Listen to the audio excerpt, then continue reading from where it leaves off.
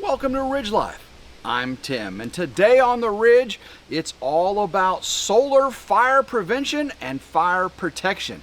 Guys, we've got 48 solar panels in our solar array, 24,000 maximum watts. Inside the power shed, we've got 61,000 watt hours of lithium iron phosphate batteries, and we've got three 6,000 watt EG4 6000 XP inverters. That is a lot of power and a lot of potential fire and explosion hazards. So let's get into it. Stepping inside the power shed, we can see those 6,000 XP EG4 inverters. Those are 6,000 watts DC apiece, 8,000 watts AC each, and I've got three of them in here.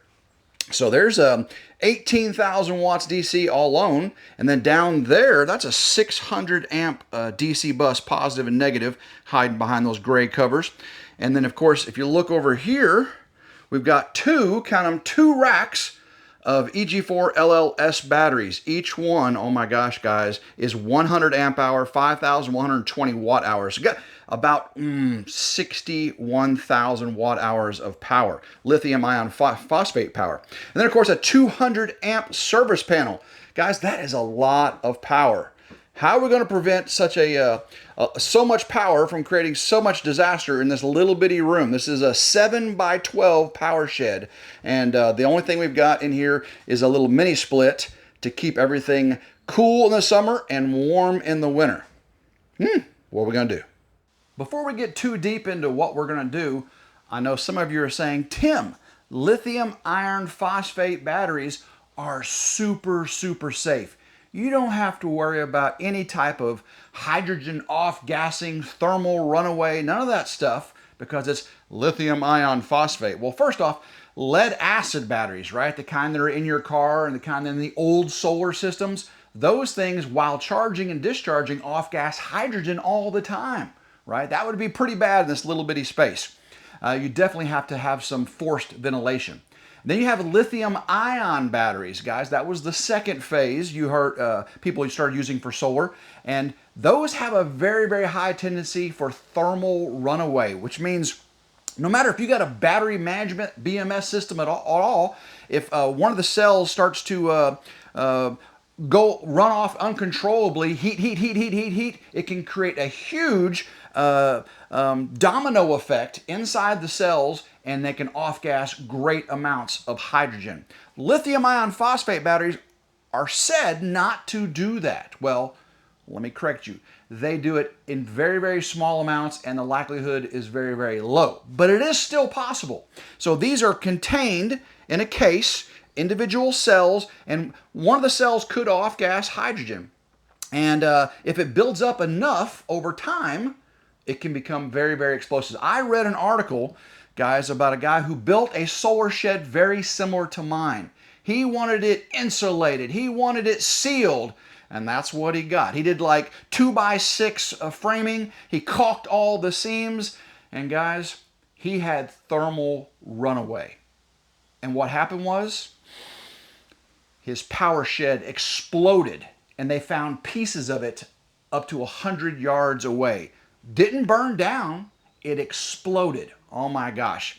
Very sad state of affairs for as much effort as he put into it. So I'm going to try to prevent that, okay? So I've got what's called an electrical hazard in here, right? So all this electricity, it's not necessarily combustible materials. You know, I put hardy board, cement board behind the inverters and all the everything. So that should help prevent fires to the substrate, to the combustible material behind it.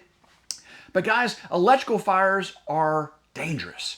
And really one of the best ways to put an electrical fire out is using CO2, a CO2 fire extinguisher. You've got 4 levels of fire extinguishers, A, B, C, and D. And we'll get into those a little bit later. So fire extinguishers are very important. The fact that we can have hydrogen buildup in here for thermal runaway, I need some ventilation. This mini split just circulates the air within this room, cools it or heats it. It doesn't exchange anything. Now, being lithium iron phosphate, I'm not going to use a forced ventilation. We'll use a little bit of a passive ventilation. We'll show you that. And of course, what if there's a big fire in here and I can't get in to start putting things out. What are we going to do? Okay.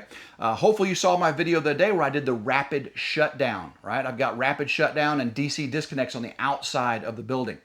Of course, there's other things you can do as well. So what we're going to do today is install this equipment right here. Starting off, we've got fire extinguishers.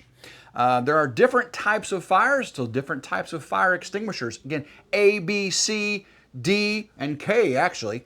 If you think about it this way, A are those things that are combustible, things that make ash. A is ash. B are things that come in barrels. That's those liquids, right? Things that comes in barrels, B. C, things that hold a charge, electrical fires, right? D, things that dent. That'd be metal dents, right? And K, things that are found in kitchens. That's the cooking greases and all those things. So what I've got really to worry about is mostly electrical. So that would be carbon dioxide. I got a 10-pound carbon dioxide. This is 10-pound carbon dioxide, and I'm going to mount that one inside the power shed. So if I go in there and I see Arky Sparky, I'll grab that, kill the power first, hit that rapid shutdown on the outside of the building before I go in, and then CO2 it to put the electrical fire out. Should be out if there's no charge. For all the woods and all the wood and all the combustibles and just various things, I've got this ABC fire extinguisher. It's a ABC. It's a dry chemical, and what it does, it coats the fire and puts it out. The carbon dioxide removes all oxygen. You got to have that fire pyramid, right? You got to have the fuel, the heat source, and oxygen to burn it in. So that's what these, and of course I got a bracket to mount. So I'll show you where, on this one I'm going to mount inside the tool shed over here, so I can grab this one, and if the door's on fire or something like that. Of course, I also need to know if there is a fire, right? Or what if there's hydrogen building up? Well, what I've got here is an Xsense SC07WX. It's a Wi-Fi combination smoke and carbon dioxide alarm. And believe it or not, it will actually, not on label, but it help detect hydrogen gas buildup as well. That carbon monoxide detector can actually do that. It's not on label for it, and guys, this is Wi-Fi, so it will send me push notifications anytime there's an alarm, so I can run out here and find out what's going on. And then as far as ventilation, I told you I'm not going to do forced ventilation, but I've got some vents right here, and I'm going to install passive ventilation in the top. Hydrogen is lighter than air, and so I just want to vent it out.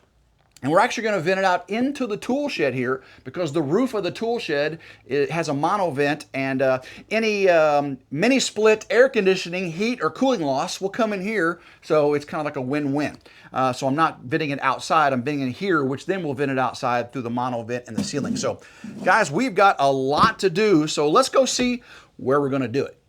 As I mentioned, on each of the columns going up to the solar array, we've got a DC isolator or DC disconnects, and I still have to put my labels on here. But all you got to do is just turn off these 3 disconnects and run over to the power shed and hit that rapid shutdown switch, and all the DC entering the building and all the power that's being generated within the building will be shut down. Again, right here before you enter the power shed is that rapid shutdown. Boom, hit that right there. Everything shuts down, breakers trip, and you're as secure as you can be. Of course, if there's that thermal runaway in the batteries, it's going to continue to go on and on. Hopefully, you've seen the video again of me installing both the rapid shutdown and the DC isolators. So where are we going to put everything? So right here are the batteries in the back of the power shed, and they're what emits the hydrogen. So I think what I'm going to do is mount the vent that goes out right here in this wall directly across from the batteries, and I think I'll have the CO2 smoke detector right above the center inverter there, so if any of these start to emit smoke, it will go to the top. You know, heat rises, everybody, and that should initiate that alarm. And as far as fire extinguisher, I think I'm going to mount the CO2 right there when you first walk in the door. Hopefully I've got something secure in the wall there that I can mount that. That thing weighs 10 pounds. That's pretty heavy there. So let's go over the tool side and see where we're going to mount the ABC fire extinguisher. When we walk in the tool shed from that door right there, we got toolboxes and of course the workbench, and the power shed wall is right there on the other side of that tool desk. So I think I'm going to mount the ABC fire extinguisher right there on the corner as you walk in, so it's easy to grab. Since we're already in here in the tool shed, we'll go ahead and mount the ABC first. Now, it did come with its own little plastic bracket. I opted for the kit that had the really nice secure metal bracket. I can just mount it right here, flip the little thing, grab it, and go. So I'm thinking, you know, I want to make it, you know, you can do it about chest high. I don't want to interfere with my tool chest there. I don't want to go too high though and hit my face on it when I walk through. So probably about, I'm thinking about right there would be fine. All right, you can mount your fire extinguisher up to 5 feet off the ground. You don't want short people not being able to reach it. And if you got a really big heavy one, it needs to be like 3 feet 6 inches. Of course, that's more than 40 pounds. And the highest one I have is 10 pounds. This is only 5 pounds. So 5 feet is about right there is about the maximum. Well, let's see, yeah, 5 feet. So let's do it right there. I got screws. Since I'm doing it in wood, I'll use wood screws. So that would be about right there. I'm going to go ahead and put it offset just a little bit onto the, because I don't want the nozzle sticking out and catching me. So I'll just put it about right there. All right, gotta make sure it's level. Oh, nope, not that. You know, Tim's got to make sure everything's perfectly level. There we go. Let's get some in the bottom here.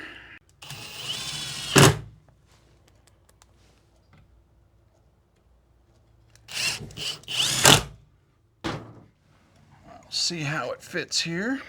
I always want to put it so you can read the gauge there, and it's green. It has a little checklist right here. You can mark off, check it so periodically, make sure everything stays nice and safe for you. But all you got to do to close it is just pop that right there. All right, the last thing I want to do, probably should have done this first, is make sure it's below 5 feet. All right, so 5 feet right there.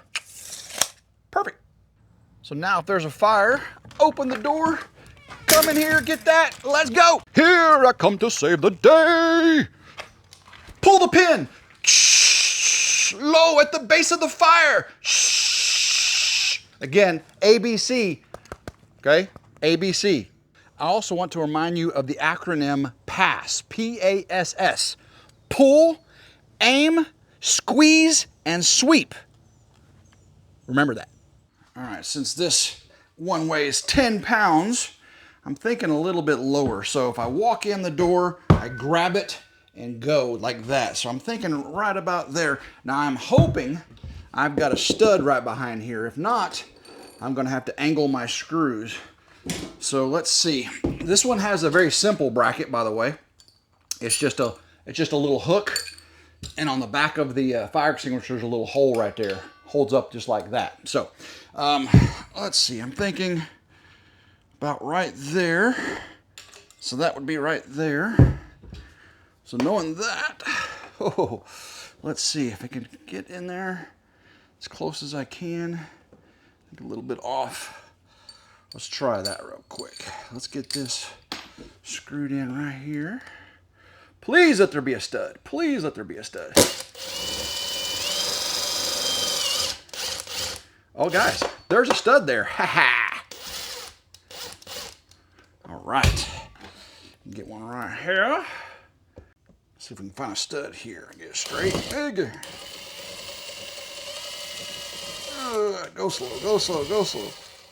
So now I can just go up here, lift this up, pull, aim, squeeze, and sweep. All right, I want it centered up with the top of this inverter here. And let's see, this is 10 by 4, the hole is. So I'm thinking center with that wall right there. So if that's the case, this is 15, so about 7.5 right there. And let's see, we'll do 2 inches above that one, 2 inches below that one, and let's see, 5 inches on the side of that one, and 5 inches on the side of that one. That should be 10 by 4. Again, I'm going to have it this way, right? Yeah, right there. So if that's the case, I should be able to mark a level 10-inch line. That's going to be kind of hard, isn't it? I can't see. I'll do it at the bottom. Here we go. I can see that one. Right there. Make sure I get level. That's level. Nope, that's not level. All right. Right there. Right there is level. Okay. Yep. Same thing right there. Get it level. And one on the side here. Level. Gotta get it. Of course, it's gonna be hidden behind the the face plate. You know Tim though. Tim's gotta be pretty particular. There we go. Level. Or plumb. That's plumb. All right. So now I know where my square is. I can start drilling some holes in the corner and then using my reciprocating saw and cut that out. Hole in each corner. Again, I know where my studs are, so I'm clearing the studs. And this is a solid top, so I ain't got to worry about anything getting down inside the inverter. That would be bad. Oh, pink insulation! Let's see. Some people are like, Tim, you're going to lose all your insulation putting the ventilation in there. Well, that's better than blowing up, people. Exploding is not good. At least in this sense. Exploding is not good. All right, let's get the saw. All right, get that off there. Oh, I hate making a mess, but it'll be all right. All right, let's go.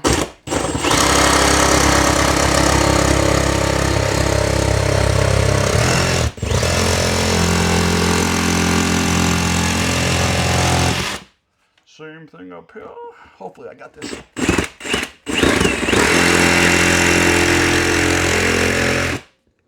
Get straight. Okay, now down. Hey, get in there. Let's go up. Let's go up.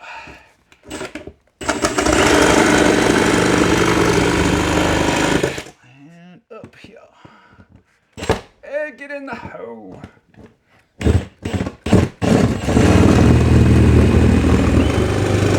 All right. Whew, making a mess. Making a mess. So let's see if it fits first. Let's see if it fits. Is the side dirty? Boom! That looks good, guys. That looks really good. Use my handy dandy razor knife. Make sure that is all cut around there. It is. So I can go actually cut deeper into it, all the way to the paneling on the other side. There we go. Get that pulled out. You don't want to squish insulation too much, but you also don't want to have not enough. So there we go. All right, get that out. Oh yeah, there we go. Now we got our back, our hole. That looks good. All right, get that put right up there. Level. See if we can get a screw right there. Hold on to it, Tim. Hold on to it. I'll see if I can get it going. All right. Let's get this side. Level right there. Okay. Level right there.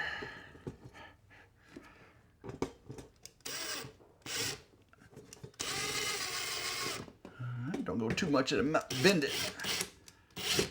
All right. That good? That looks really good. Clean this up a little bit. Open it up. We got ventilation. Don't quite have ventilation yet. We have to get the other side grate put in and get that cut out. Then we'll have adequate ventilation. And again, I can control the amount of ventilation I want to. depending on if it's super hot, super cold, or or if I got the system shut down, I can close everything off. Running at full steam, probably want to open it all the way up. So I went ahead and drilled a hole right in the center from the other side. That tells me where the center was here. Went in and got my square drawn out. Oh, and this insulation. Get the insulation over. Ugh, too much insulation. Want to get the screws back in there. This paneling's real thin.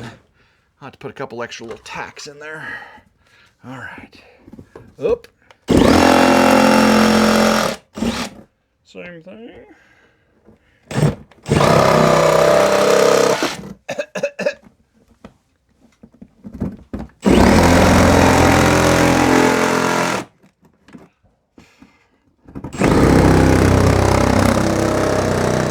There we go. All right. Oh, it fell down, didn't it? Where'd that come from? Oh, it goes up there. Oh, it goes up there. All right. I see daylight. I see Billy. I see Bobby. I see Susie. And I see you. All right, let's see if it fits. Like a glove. Like a glove. All right. My screws. Whew, man. I got the right side, don't I? All right. Make sure it's level.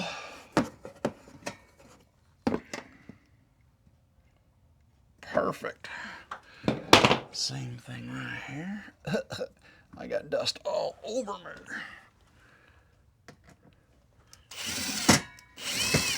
There we go.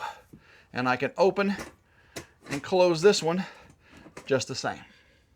Last but not least is our Xsense Wi-Fi combination smoke and carbon monoxide detector. This thing, I've already used it in the Ridge Crib a while back. Sends me text notifications, push notifications, anytime there's a CO alarm level, warning level, of course a fire, heat, all that good stuff. I'm gonna get it mounted above this inverter over here. Now this is a 3-pack. You can get them, I got like, gosh, I think I ended up getting like 9 of them. I'm gonna use them in the off-grid barn house.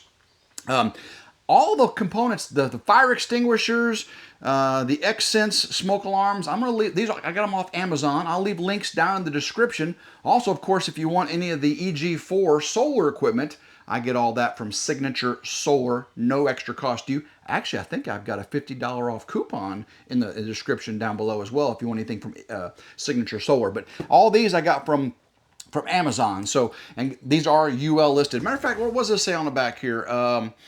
Connects to the Xsense home security via 2.4 gigahertz Wi-Fi network. Gives you real-time notification and will be sent to your phone. Detects both smoke and carbon monoxide, and actually maybe a little bit of hydrogen. That's what I'm hoping on.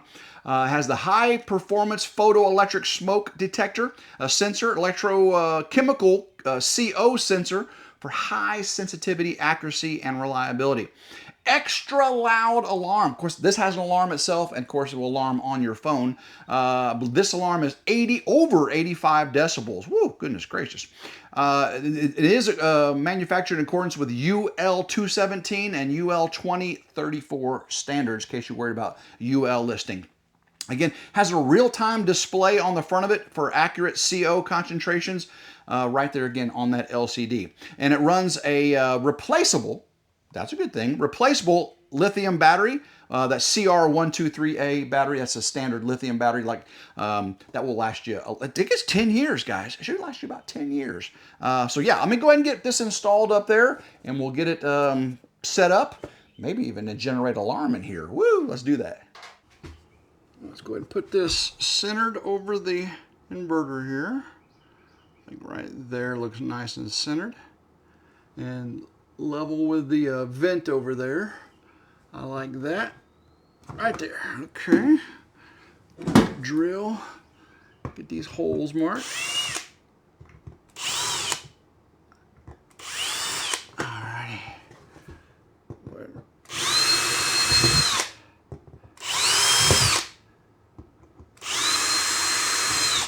That should do it. I should be able to get these screws lined up.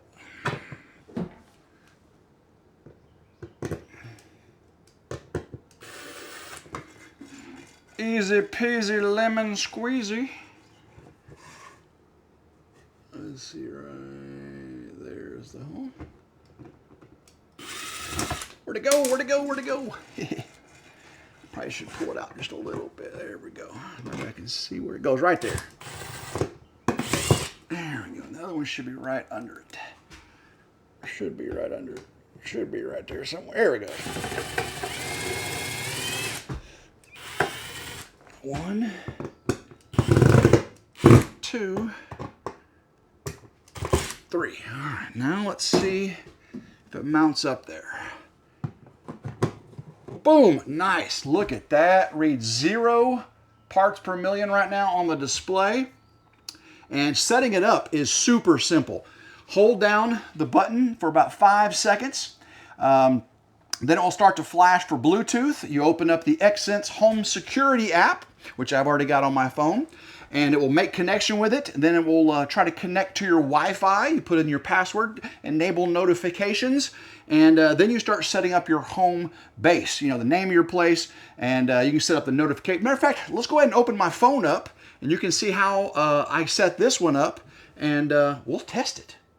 All right, let's open the Xsense app. And right here we can see our device is the Power Shed. It's in the battery room. It is online, has no smoke detected, and 0 parts per million CO. I see the same thing up there, 0. So let's go ahead and click on the settings icon. Power Shed, battery room, Wi-Fi network, the Ridge, the event history. Right now we don't have any event history because I haven't set one off yet. Notifications. I've got everything turned on. Look at all these notifications you can get. That's pretty sweet. If you get some nuisance ones, you can start turning those off. Alarm sound settings, check right there. I got it turned up to what, about 80%, 90%, and you can see which device I've got enabled. We go back here, device information. There's everything about this unit, and guys, that's it. That's it. It's really, really simple. So let's go ahead and generate an alarm. All right, I'm gonna go ahead and light this paper towel, blow it out, and it should, the smoke should make the detector go off. Then I've got the app here I can see, and we'll see how long it takes for the app to show up, okay? Don't burn my, don't burn it down, Tim. Let's see, smoke up in there, smoke. Let's see how long it takes. That's pretty smoky now. I don't want to get, let's see, smoke, smoke, smoke, smoke. Is it going to go off? Is it going to go off? Come on. Oh, there it is. There it is. Let's see. On my app, did the app come up yet? Let's go ahead and... Oh! That didn't take long at all, did it? Let me get everything cleaned up off here. All right, okay. We're good. We are good. Whew, goodness gracious. Silence. All right, whew. Guys, that works. All right, we can see here on the app, we got this critical Xsense notification. Click on that, event history, smoke alarm triggered. Click on that, and you can actually silence it. I can silence it from here. That is pretty cool. So if it was active, let me go back to the device. Home, there's the device right there. Event history, that device silence. There we go. That was at the top of that there.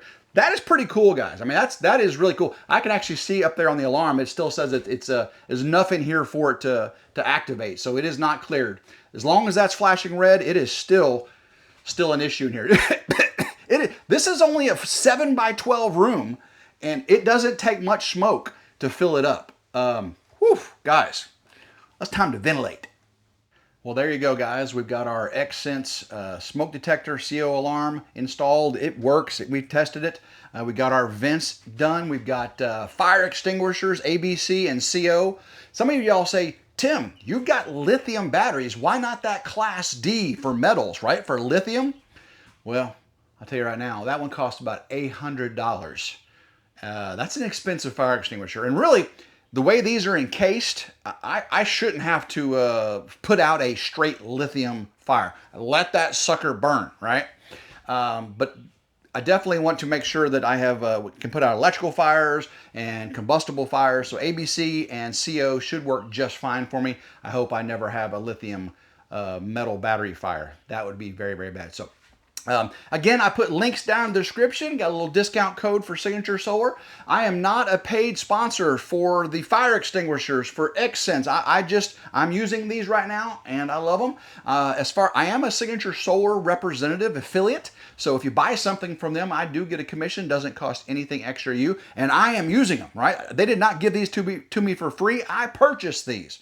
I just so happen I like making videos about them. So, and if you like these videos, make sure you give it a big old thumbs up. Like, share, and subscribe. It's always 100% free. Hit that notification bell right down there to be notified anytime a new video comes out on one of my channels. Until next time, hope everyone has a blessed day, and go Ridge Life. Woo! It's smoky here, guys. I gotta ventilate. Oh.